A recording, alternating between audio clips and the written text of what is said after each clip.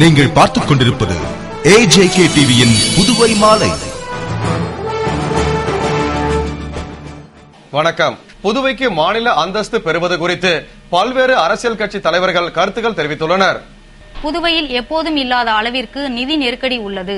இந்நிலையில் தனி மாநில அந்தஸ்து கோருவது குறித்து மாநில காங்கிரஸ் தலைவர் AV சுப்பிரமணியன் கூறுகையில், புதுவைக்கு தனி மாநில அந்தஸ்து கேட்டு 25 ஆண்டுகளாக பலரும் முயற்சி எடுத்து வருகின்றனர்.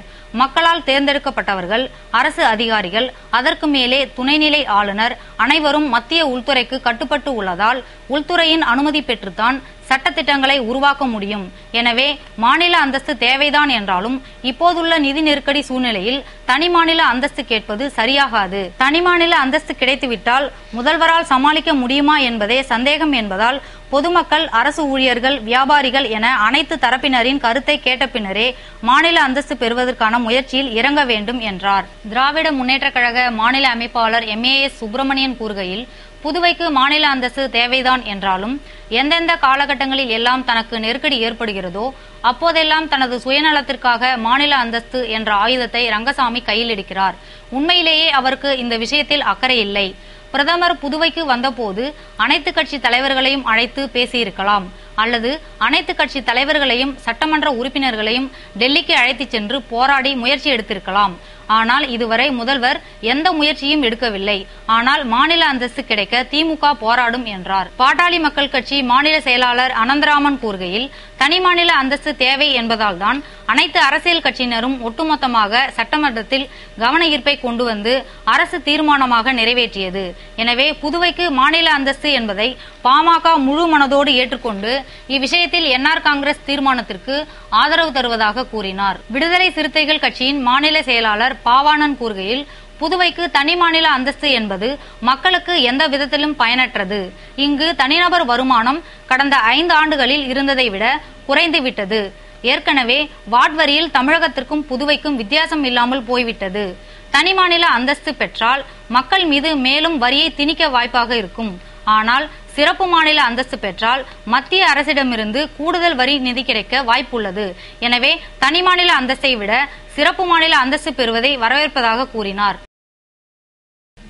புதுவை வீராம்பட்டினம் கடற்கரை மாசிமக தீர்த்தவாரிக்கு எழுந்தருளிய சுவாமிகளுக்கு சீர்வரிசை கொடுத்து முதல்வர் ரங்கசாமி வழியனுப்பி வைத்தார். புதுவை வீராம்பட்டினம் கடற்கரையில் மாசிமக திருவிழா சிறப்பாக நடைபெற்றது. விழாவில் புதுவை சுற்றுப்புற பகுதிகளில் இருந்து 30க்கும் மேற்பட்ட சுவாமிகள் எழுந்தருளி கடல் தீர்த்தவாரியுடன் பக்தர்களுக்கு தரிசனம் தந்தனர். நிறைவில் சுவாமிகளை சொந்த ஊருக்கு வழியனுப்பும் விழா நடந்தது. விழாவினை முன்னிட்டு சுவாமிகளுக்கு சிறப்பு அலங்காரம், ஆராதனையுடன் அலங்கரிக்கப்பட்ட பல்லக்கில் புறப்பாடு நடந்தது. விழாவில் முதல்வர் ரங்கசாமி கலந்து கொண்டு சபாநாயகர் சபாபதி முன்னிலையில் சுவாமிகளுக்கு வஸ்திரம், தேங்காய், பழம், பணம் போன்ற சீர்வரிசைகளை தட்டில் வைத்து சீர்வரிசையுடன் மேலதாள இன்னிசை முழங்க வழியனுப்பி வைத்தார். விழாவில் முன்னாள் சட்டமன்ற உறுப்பினர் ஜெயமூர்த்தி மற்றும் திரளான பக்தர்கள் பங்கேற்று வழிபட்டனர். விழாவிற்கான ஏற்பாடுகளை வீராம்பட்டினம் கிராமவாசிகள் செய்திருந்தனர். திராவிட முன்னேற்ற கழக பொருளாளர் ஸ்டாலின் பிறந்த நாளை மணிவிழா ஆண்டு என்பதால் மிக சிறப்பாக கொண்டாட வேண்டும் என்று மாநில அமைப்பாளர் MAS சுப்பிரமணியன் வேண்டுகோள் விடுத்துள்ளார். இது குறித்து திராவிட முன்னேற்ற கழக மாநில அமைப்பாளர் MAS சுப்பிரமணியன் கூறுகையில், கழக பொருளாளர் ஸ்டாலின் தமது பிறந்த நாளை நலிந்தோர்க்கு நலத்திட்ட உதவிகள் அளித்து நலம் பெயர்க்கும் நாளாக கொண்டாடி கழகத்திற்கு வளம் சேருங்கள் என்று கேட்டுக்கொண்டதற்கு இணங்க அவரது பிறந்த நாளை மணிவிழா ஆண்டு என்பதால் புதுவையில் சிறப்பான முறையில் கழகம் சார்பில் மார்ச் 1ஆம் தேதி முதல் மே 30ஆம் தேதி வரை எழுச்சியோடு நலத்திட்ட உதவிகள் வழங்கும் விழாவாக கொண்டாட வேண்டும் என்று வேண்டுகோள் விடுத்தார். அதன்படி மார்ச் 1ஆம் தேதி கழக கொடியேற்றி உணவு வழங்கியும், மார்ச் 2ஆம் தேதி தொழிலாளர் அணி சார்பில் கழக கொடியேற்றி இனிப்புகள் வழங்கியும் கொண்டாடுமாறு கேட்டுக்கொண்டார். மேலும் தொகுதி வாரியாக தொகுதி கழகம் சார்பில் நலத்திட்ட உதவிகள் வழங்கும் நிகழ்ச்சிகள், விளையாட்டுப் போட்டிகள், இலக்கிய அணி சார்பில் இளம் எழுத்தாளர்களை தேர்வு செய்யும் குழுவும் பின்னர் அறிவிக்கப்படும். விழாவில் கழக நிர்வாகிகள், தலைமை செயற்குழு உறுப்பினர்கள், முன்னாள் அமைச்சர்கள், இந்நாள் முன்னாள் சட்டமன்ற உறுப்பினர்கள், தலைமை பொதுக்குழு உறுப்பினர்கள், தொகுதி செயலாளர்கள், நகராட்சி கொம்யூன் முன்னாள் தலைவர்கள், துணைத் தலைவர்கள் அனைத்து அணியினரும் பங்கேற்று ஒத்துழைப்பு நல்க வேண்டும் என்று கேட்டுக்கொண்டார். அப்பொழுது முன்னாள் முதல்வர் ஜானகிராமன், அவைத்தலைவர் சீதா வேதநாயகம், முன்னாள் அமைச்சர் SP சிவகுமார், சட்டமன்ற உறுப்பினர் நந்தா சரவணன், பொருளாளர் அனிபால் கென்னடி மற்றும் பலர் உடனிருந்தனர். புதுவையில் வரும் ஜூலை மாதத்திற்குள் அனைத்து ரேஷன் கார்டுகளையும் ஸ்மார்ட் கார்டுகளாக மாற்ற குடிமைப் பொருள் வழங்கல் துறை திட்டமிட்டுள்ளது. புதுவை பொது விநியோக முறையை சிறப்பாக செயல்படுத்தும் நோக்கில் அரசு ஸ்மார்ட் கார்டு திட்டத்தை அறிமுகம் செய்துள்ளது. ரேஷன் கடைகளில் நடக்கும் தவறுகளை தடுக்க தற்போது நடைமுறையில் உள்ள ரேஷன் கடைக்கு யார் வேண்டுமானாலும் சென்று பொருட்கள் வாங்கிச் செல்லும் நிலை உள்ளது என்பதால் ஸ்மார்ட் கார்டு திட்டத்தில் குடும்ப உறுப்பினர்கள் மட்டுமே ரேஷன் கடைக்கு சென்று வாங்க முடியும் என்று கொண்டு வந்துள்ளது. அதற்காக குடும்ப உறுப்பினர்களின் பெயர், கைரேகை உள்ளிட்ட விவரங்களுடன் ஏடிஎம் கார்டு போன்ற வடிவத்தை அமைத்து ஸ்மார்ட் கார்டு வழங்கப்பட்டு வருகிறது. இதுவரை புதுவையில் உள்ள 387 ரேஷன் கடைகளில் 100 கடைகளுக்குத்தான் ஸ்மார்ட் கார்டுகள் அனுப்பி விநியோகம் செய்யப்படுகிறது. மேலும் மீதமுள்ள ரேஷன் கடைகளுக்கு ஸ்மார்ட் கார்டு எப்போது வழங்கப்படும் என்று மக்கள் எதிர்பார்க்கின்றனர். இதுகுறித்து குடிமைப் பொருள் வழங்கல் துறை இயக்குநர் முகமது மன்சூர் கூறுகையில், வரும் ஜூன் ஜூலை மாதத்திற்குள் புதுவையில் அனைத்து ரேஷன் கார்டுகளையும் ஸ்மார்ட் கார்டுகளாக மாற்றி ரேஷன் கடைகளுக்கு அனுப்ப திட்டமிடப்பட்டுள்ளது என்றும் விடுபட்டவர்கள் ஸ்மார்ட் கார்டுக்கு பதிந்து கொள்ளவும் ஏற்பாடுகள் செய்யப்பட்டுள்ளது என்று கூறினார். புதுவை தாகூர் கலைக்கல்லூரியில் பொருளாதாரத்தின் புதிய பிரச்சனைகள் என்ற தலைப்பில் கருத்தரங்கம் நடைபெற்றது. புதுவையில் பொன்விழா கண்ட கல்லூரியான தாகூர் கலைக்கல்லூரியின் பொருளாதாரத்துறை சார்பில் புதுவை பொருளாதாரத்தின் புதிய பிரச்சனைகள் என்ற தலைப்பில் மாநில அளவிலான கருத்தரங்கம் நடைபெற்றது. கல்லூரி முதல்வர் ராஜன் தலைமையில் நடைபெற்ற கருத்தரங்கில் பொருளாதாரத்துறை தலைவர் சிவக்குமார் வரவேற்று பேசிட, பொருளாதாரம் மற்றும் புள்ளி விவரத்துறை இணை இயக்குநர்கள் ராமகிருஷ்ணன், ஆதிமூலம் ஆகியோர் புதுவை பொருளாதாரத்தின் அடிப்படை மாற்றங்கள் என்ற தலைப்பிலும் நிதி அம்சங்கள் குறித்தும் பேசினர். தொடர்ந்து கதிர்காமம் இந்திரா காந்தி கலை அறிவியல் கல்லூரி பொருளாதாரத்துறை உதவி பேராசிரியர் சரவணன் புதுவை பொருளாதாரத்தில் கல்வி, சுகாதார துறைகளின் பங்கு என்பது குறித்து பேசினார். பாரதிதாசன் கல்லூரி பொருளாதாரத்துறை தலைவர் பேராசிரியர் பிச்சமணி, பட்ட மேற்படிப்பு மைய பேராசிரியர் மோகனம் ஆகியோர் கருத்துரை வழங்கிய நிகழ்ச்சியில் துறை பேராசிரியர்கள் மற்றும் மாணவர்கள் பலர் கலந்து கொண்டனர். PSLV ராக்கெட் 7 செயற்கைக்கோள்களுடன் வெற்றிகரமாக விண்ணில் செலுத்தப்பட்டது. விஞ்ஞானிகளை ஜனாதிபதி பிரணாப் முகர்ஜி பாராட்டி பேசினார்.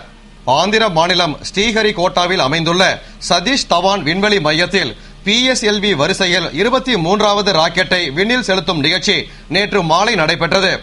7 செயற்கைக்கோள்களுடன் PSLV C-20 என்ற ராக்கெட் கடந்த 23ஆம் தேதி காலை 6:56 மணிக்கு கவுண்டவுன் துவங்கி 56 மணி நேரத்திற்கு பின் வெண்புகையை கக்கியபடி இடி மின்னல் போன்ற பலத்த சப்தத்துடன் நேற்று மாலை சரியாக 6 மணிக்கு விண்ணில் சீறி பாய்ந்தது.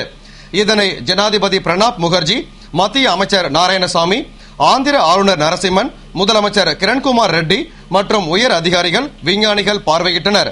மேலும் விண்வெளி பாதையை டிஜிட்டல் திரையில் உன்னிப்பாக கவனித்தனர். அப்போது ராக்கெட் ஏந்தி சென்ற இந்திய, பிரான்ஸ் நாடுகள் இணைந்து தயாரித்த 400 கிலோ எடை கொண்ட சரண் என்ற பிரதான செயற்கைக்கோள் புறப்பட்ட 17 நிமிடங்கள் 59 வினாடிகளில் அதற்குரிய விண்வெளி பாதையில் பிரிந்து சென்றது.